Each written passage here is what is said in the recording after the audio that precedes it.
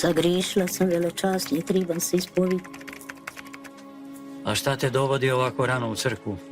Pa otkad crkva ima radno vrijeme? Pa mogu ja tute doći kad je mene volja. A nema radno vrijeme, ali moramo i mi malo odmoriti, jel? Vidiš, ja ustala prije pivca. A zašto tako rano? Cijelu noć sam se vrtila po postelji. Htjela sam zaspati, ali neće san na oči, neće, pa neće, gotovo.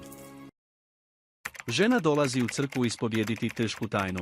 Priznaje svećeniku da je ukrala Vinkovu gotovinu. Iako ga nije htjela oštetiti, uzela je sve kako bi izgledalo kao nova pljačka i ostavila Vinka u zabludi.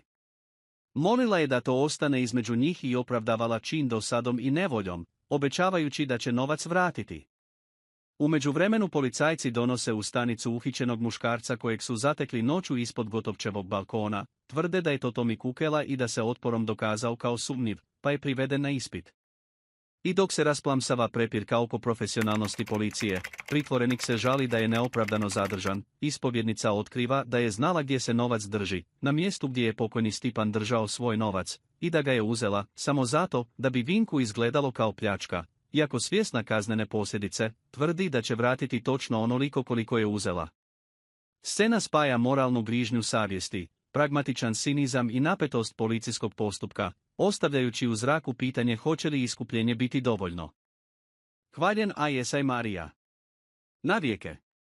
Sagrišila sam, velečasni, tribam se ispoviti.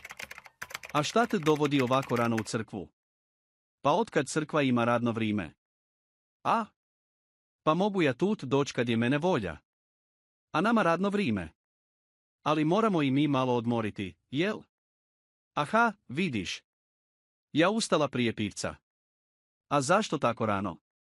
Cijelu noć sam se vrtila po postelji. Htjela sam zaspati, ali neće san na oči, neće pa neće i gotovo. Kaži šta te muči. Gospodin ima rješenje za sve naše probleme. Ali, molim te, obećaj mi da nećeš odmah skočit na mene. I drugo, ovo treba ostati između nas.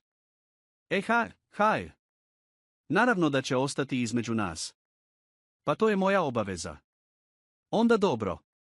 Ajde slobodno, kaži. Ja sam, osudila sam od Vinka pare. Samo on to ne zna.